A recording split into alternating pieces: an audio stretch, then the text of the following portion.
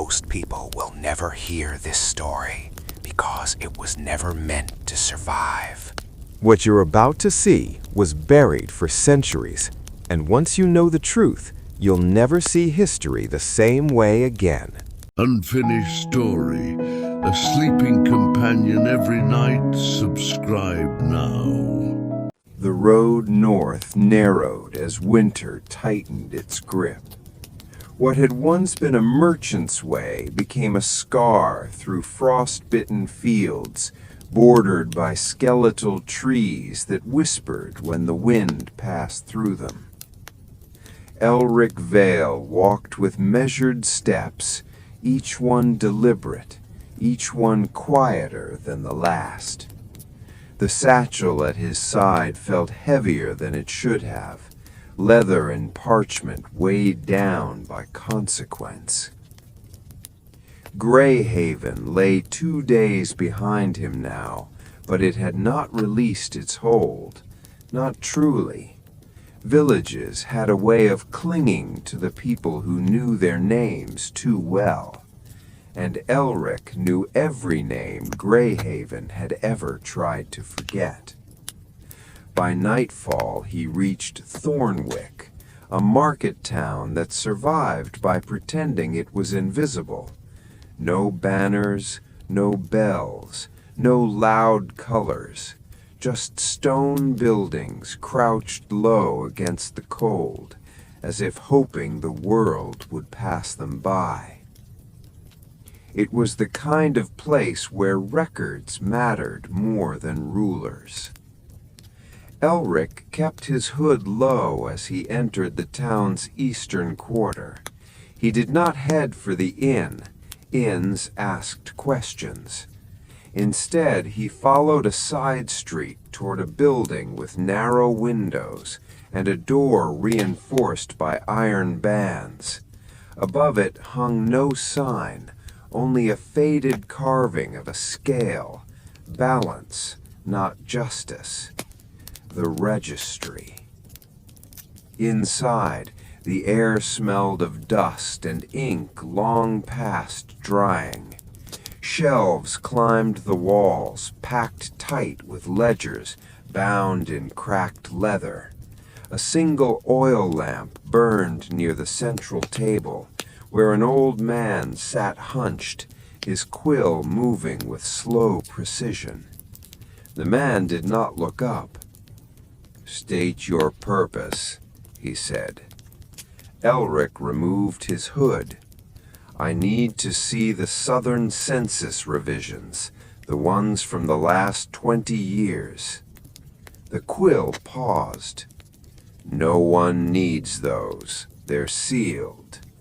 Elric reached into his satchel and placed a small wooden token on the table, smooth, worn, marked with a notch identical to the one above his desk back home. The old man finally looked up. His eyes widened just enough. "So," he said quietly, Greyhaven finally spoke. The ledger they brought out was larger than Elric expected. Thick, heavy, the kind of book that bent tables and broke wrists. Its pages were yellowed but meticulous, rows of names, births, deaths, land transfers, tax tallies, and gaps. Elric felt them immediately, like missing teeth you couldn't stop tonguing. "Show me the alterations," he said. The registrar, whose name was Tomas, spoken reluctantly, turned pages with care. "They don't look like alterations," he said. "That's the point." Names had not been crossed out. They had been replaced. Spellings shifted, ages adjusted, entire family lines thinned until they vanished into statistical irrelevance. "This isn't erasure," Elric murmured. "It's dilution." Tomas nodded. "Do it slowly enough and no one notices. Do it across enough regions, and no one remembers what was lost. Elric traced a finger along a line that should not have existed, a land grant reassigned, a title quietly dissolved, a lineage broken without bloodshed. "This reaches further than Greyhaven," he said. "Yes, that's why you're here." That night, Elric stayed in the registry's upper room. Sleep did not come easily. Every time he closed his eyes, he saw the ledger's empty spaces forming shapes, corridors, walls, sealed chambers. Just before dawn, a knock sounded on the door. 2 taps, then 1. Elric rose, already alert. Mara stepped inside, her cloak dusted with frost. She looked thinner, harder, but her eyes burned with the same quiet fire. She said, "You left without telling me." Elric replied, "I knew you'd follow." She almost smiled, almost. "I brought news," she said. "The Crown isn't consolidating records anymore. They're destroying them." Elric's breath caught. "Where?" "Anywhere the ledger doesn't cooperate." She moved closer, lowering her voice. "They've started calling it the harmonization decree. History must agree with itself." Elric thought of Captain Rowan's smile, of the bell shattered in the square. "They're afraid," he said. "Yes, and fear makes men careless." By mid-morning, Thornwick's streets filled with carts and traders, their voices echoing between stone walls. Elric and Mara moved among them, unseen but attentive. At the town's edge stood a newer structure, clean lines, fresh mortar, a temporary archive, crown-issued. Soldiers guarded its doors. "They'll burn what doesn't fit," Mara said, "tonight." Elric watched as a clerk exited carrying a stack of parchment, his hands trembling. "We can't stop them all," Elric said, "but we can change what survives." "How?"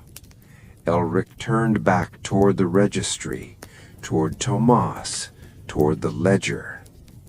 "We make a copy they don't know exists," he said, "and we scatter it." They worked through the afternoon and into the night. Tomas brought out blank ledgers, old stock, unused, forgotten. Elric wrote until his fingers cramped, copying names exactly as they were meant to be remembered. Mara cross-checked dates, places, lineages, correcting the Crown's quiet lies with patient precision. Outside, smoke rose. The temporary archive burned. Soldiers fed the fire with parchment and wood alike. The smell of ink and ash spread through Thornwick like a funeral incense. By dawn, the Crown's version of history was lighter, but the truth had weight. They finished just before sunrise. Tomas sealed the final ledger with wax and pressed his ring into it. "Once this leaves my hands," he said, "I was never here." Elric nodded. "You were always here," he said gently. "That's what matters." They split the ledgers, one north, one west, one east, each carried by a different messenger, none marked, none obvious. Mara tightened her cloak. "Where will you go?" Elric looked south, toward Greyhaven, toward the monastery whose walls still hid a secret older than fear. "Home," he said, "for now." As they parted ways, the sun finally crested the horizon, casting long shadows across Thornwick's stone streets. The world looked unchanged, ordinary, peaceful. But beneath it, history had shifted, quietly, deliberately. The ledger of silence had been broken, and somewhere, far beyond Thornwick's walls, men who believed they owned the past began to feel the first tremor of resistance. Greyhaven appeared at dusk, its rooftops layered in mist and memory. The road curved gently downward, as if the town itself were bowing under an invisible weight. Elric paused at the hill's crest, watching smoke curl from chimneys, listening to the distant murmur of evening bells. New bells. The old one was gone.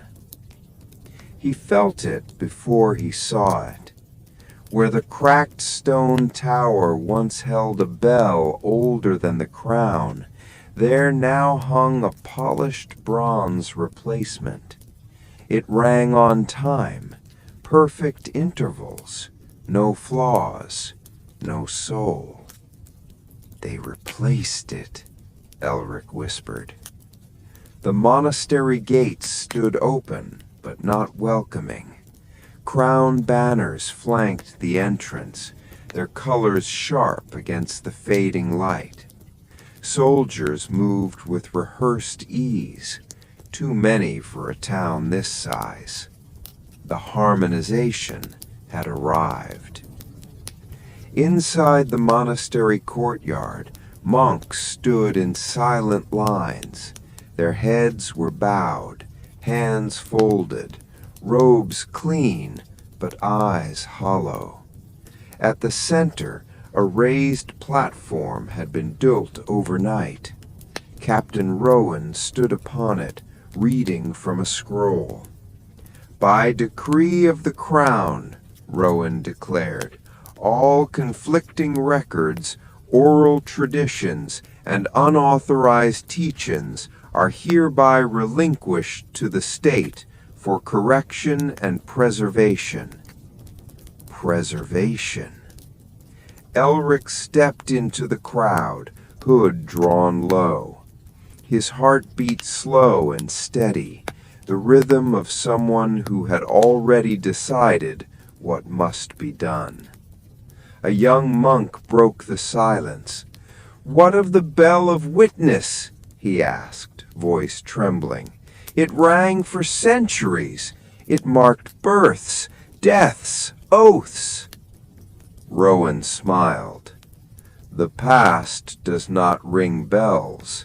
The future does." Two soldiers stepped forward. The monk was dragged away. No struggle, just quiet compliance.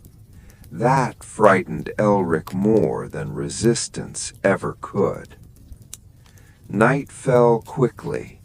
Elric slipped through side corridors he knew better than his own breath.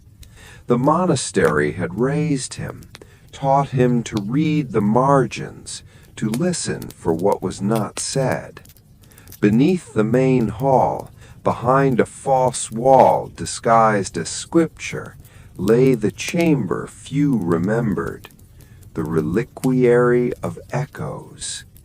He pressed the stone in the exact place, 3 fingers left of the faded inscription.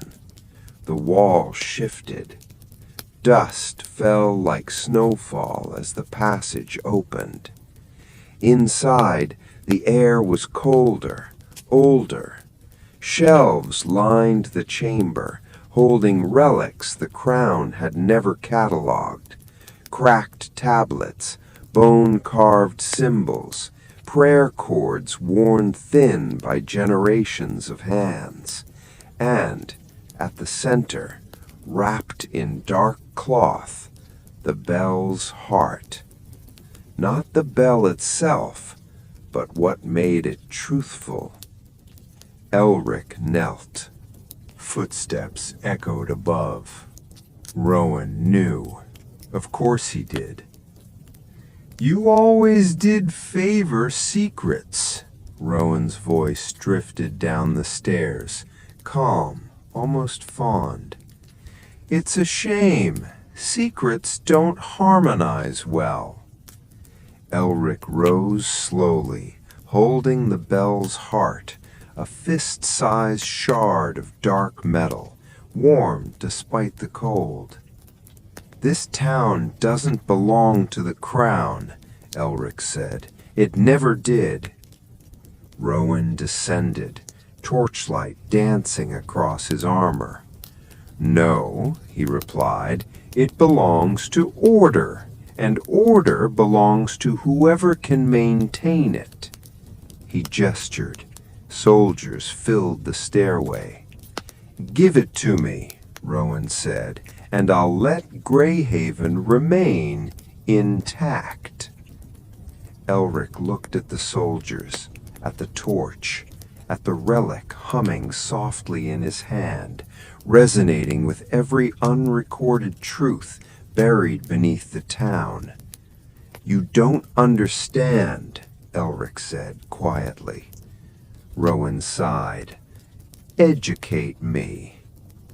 Elric slammed the bell's heart against the stone floor. The sound was not loud, it was deep. The monastery shuddered, walls vibrated. Above them, the new bell rang once, then cracked mid-note, its perfect tone collapsing into discord. Across Greyhaven, people froze. Memories surged, not new ones, forgotten ones. Names, faces, oaths whispered at midnight, promises broken quietly and remembered suddenly. Rowan staggered back, clutching his head. "What did you do?" he shouted. Elric stood firm as the chamber shook. "I reminded them," he said. By dawn, Greyhaven was awake in a way it had not been for decades. People gathered in the square, arguing, not angrily, but urgently. Old men corrected records aloud. Women spoke names that had been missing from family trees. Children asked questions no one could silence anymore. The crown banners still hung, but they no longer looked permanent.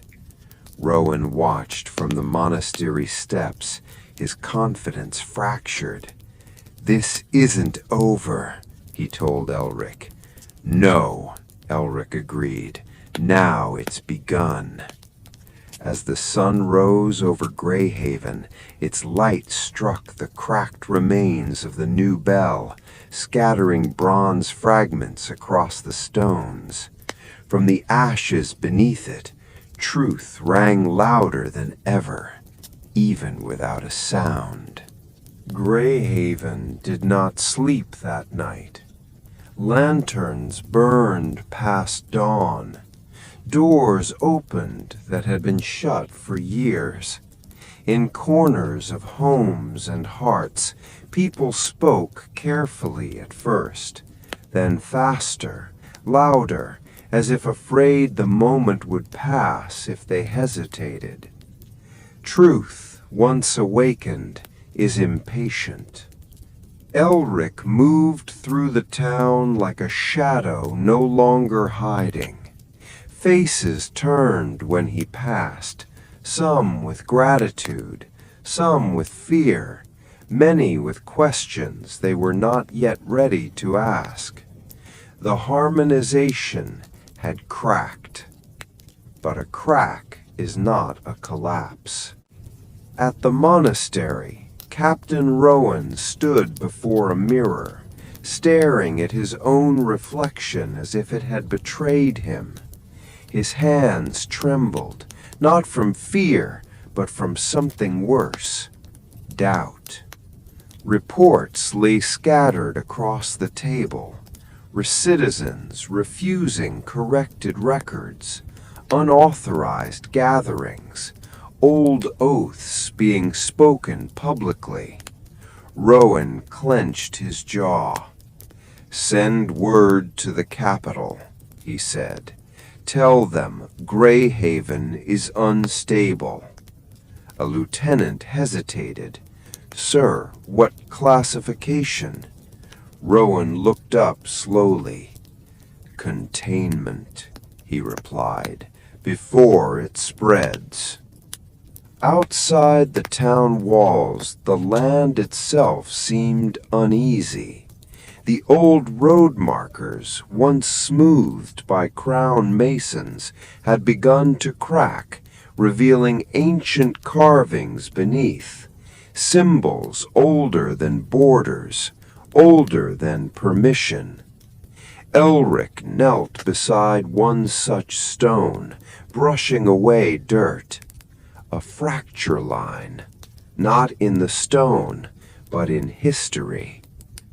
"You felt it too," said a voice behind him. He turned. An elderly woman stood there, wrapped in a weathered cloak. Her eyes were sharp, painfully aware. "I thought your order was gone," Elric said. "We were, until memory found us again." She traced the carving with a trembling finger. When the bell's heart rang, it didn't just wake people, it woke paths. Elric stood. Paths to where? The woman met his gaze. To places the crown erased. By midday, the first caravan arrived. Not traders, refugees, families from neighboring towns, drawn by rumor more than direction. They spoke of sudden recollections, of records changing overnight, of officials growing nervous and violent. Greyhaven had become a signal. Rowan watched from the watchtower as tents rose outside the walls. "You've turned this place into a fault line," he said when Elric joined him. "No," Elric replied. "It always was one. You just built over it." Rowan's voice hardened. "You think the crown will allow this?" Elric looked out at the gathering crowd. "I think the crown will try to stop it." That evening a horn sounded from the eastern ridge, once, then twice. Soldiers appeared along the horizon, far more than before. Banners snapped in the wind, darker now, edged with red. Emergency authority. Rowan closed his eyes briefly. "They've chosen suppression," he said. Elric felt the weight of what was coming settle into his bones. Greyhaven was no longer just a town. It was a decision. Stand and become an example. Fall and become a warning. As the sun dipped below the hills, casting long shadows across the fracture-marked stones, Elric spoke softly. "Tomorrow," he said, "the world will remember where it broke." Dawn came without birdsong. Greyhaven stood wrapped in a heavy quiet, the kind that presses against the chest. The refugee camp beyond the walls was already awake. Small fires burned, low voices murmured, prayers spoken in languages older than the crown's seal. Elric stood at the highest point of the town, the fracture stone beneath his feet still warm from yesterday's sun. This was the last moment before choice became consequence. The eastern banners advanced slowly, not charging, not hiding. Authority never rushes. It assumes the world will step aside. Steel lines formed with terrifying precision. Officers raised hands. Drums sounded once, then stopped. A single rider moved forward. He wore white armor trimmed with crimson, Inquisitor General Maelthorn. Rowan's face drained of color. "They sent him," he whispered. "This isn't containment. This is erasure." Maelthorn's voice carried unnaturally far. "People of Greyhaven," he declared, "you have been exposed to unauthorized historical resonance. For your safety, the Crown will restore order." A pause. "Those who surrender the agitator known as Elric will be corrected. The rest will be spared, if possible." Murmurs rippled through the crowd. Fear always asks the same question: who will be first? Elric stepped forward. Before Rowan could stop him, before anyone could speak. "I am Elric," he said calmly, "and I will not be corrected." Gasps, cries. A child began to cry, quickly silenced.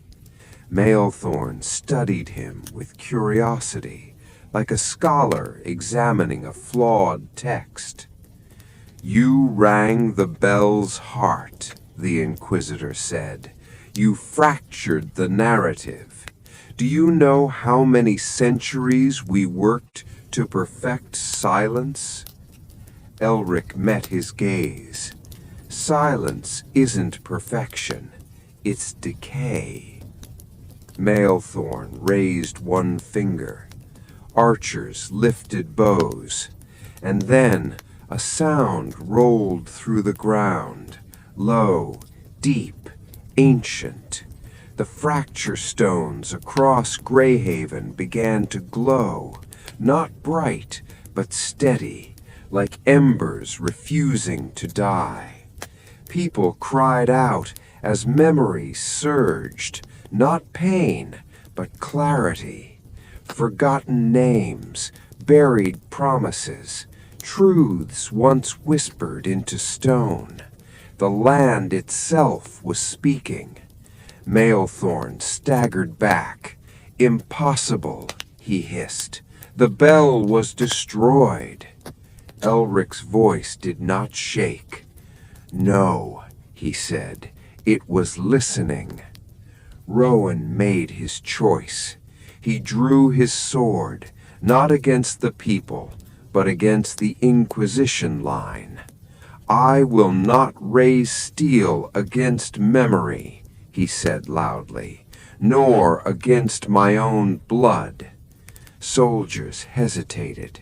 One lowered his bow, then another, then dozens. Authority cracked, not with noise, but with refusal. Maelthorn screamed in fury. "You think this ends here?" Elric stepped closer. "No," he said, "this is where it begins." The Inquisitor retreated, banners pulling back under growing unrest, not defeated, but exposed. As the sun finally rose, its light struck the fracture stones, illuminating paths long buried beneath the earth. Greyhaven had survived, but more importantly, the world had remembered. Elric looked out at the gathered people, no longer citizens, no longer subjects, witnesses. The quiet weight of tomorrow, he said softly, belongs to all of us now. Unfinished story. A sleeping companion every night. Subscribe now. History doesn't end when the record is sealed. Sometimes that's when the real danger begins. In the next part, the silence around Greyhaven will start to break, not with war, but with a question no one is ready to answer. A truth that survived stone walls and forgotten names will finally begin to move again. If you want to know what history tried to erase next, stay with us. And if you're new here, welcome to Unfinished Story, where the past never truly ends.